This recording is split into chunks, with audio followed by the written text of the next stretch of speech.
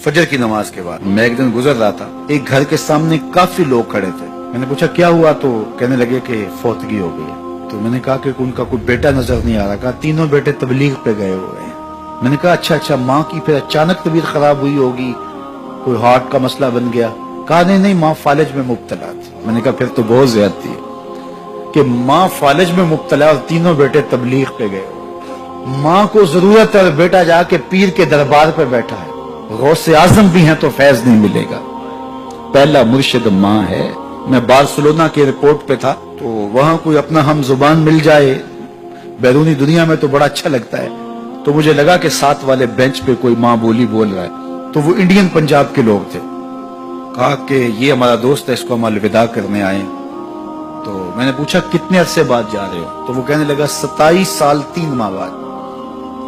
तो मुझे दिलचस्पी पैदा हुई, तो मैंने कहा कि इतना अरसा। कहा कि बस वो आया था और ऐसा उलझा, कागजात का मसला बन गया, तो अब अल्लाह ने बेहतरी किया तो अब जा रहा हूँ। जब आया था उन फवाने शबाब था और अब तो बुढ़ापा उतर रहा है। और बड़े हसरत भरे अंदाज में कहने लगा पता नहीं मेरे घर वाले अब मुझे पहचानते भी हैं या कि नहीं।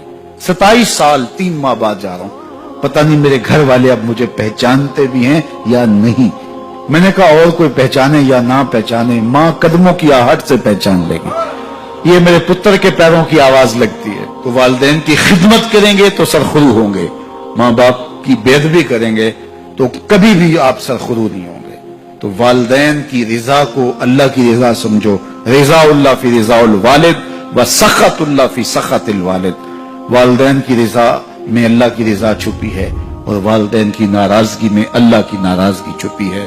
ये तुम्हारे लिए दीन है। नवाफिल पढ़े जा रहे हैं, लेकिन माँ बाप को जरूरत है तो उनकी खिदमत नहीं कर रहे। अल्लाह को वो नवाफिल कबूल नहीं है। माँ के कदम दबाओ, बाप के पांव चूमो, तो तुम्हारे नवाफिलों से बेहतर तुम्हें जब वो दुआ देंगे, अल्लाह अपनी रहमतें तुम्हारे ऊपर नाज़िल कर देगा। तो उनकी खिदमत करो। एक शख्स जहाद का इज़्न लेने के लिए हुजूर की खिदमत में आया, हुजूर मैं जिहाद पे जाना चाहता हूँ। कितनी बड़ी बात है, छठा रुकन है इस्लाम का। लेकिन आका करीम क्या बोलते हैं, अहय्युन वालिदा का, क्या तेरे वालिदैन जिंदा हैं? काला नाम, का जी हुजूर जिंदा है। काला फफी है मा फजाहिद, कहा जा उनकी खिदमत कर, यही तेरा जिहाद है।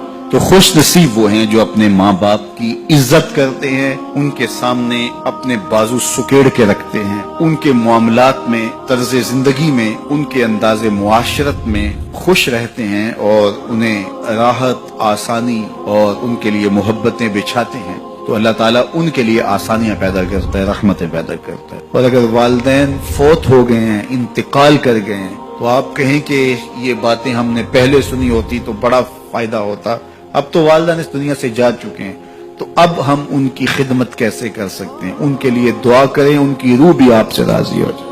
उनके लिए जुमअतुल मुबारक के दिन सूरा यासीन पढ़े जाके उनकी कब्र पे, तो उनकी भी मग़फ़िरत हो जाएगी, आपकी भी मग़फ़िरत हो जाएगी। ये वालिदैन के साथ उसने सलूक का नतीजा है। वालिदैन की रिजा जोई हमेशा मलहूज रखो। जो खुश नसीब अपने वालिदैन को राजी रखे हुए हैं उन्हें मुबारक देता हूँ। और अगर बदकिस्मती से मेरे सुनने वालों, दोस्तों में, पीर भाइयों में, मिलने वालों में किसी के माँ बाप नाराज हैं, तो वो देर न करे, बहुत जल्द उनको राजी कर ले।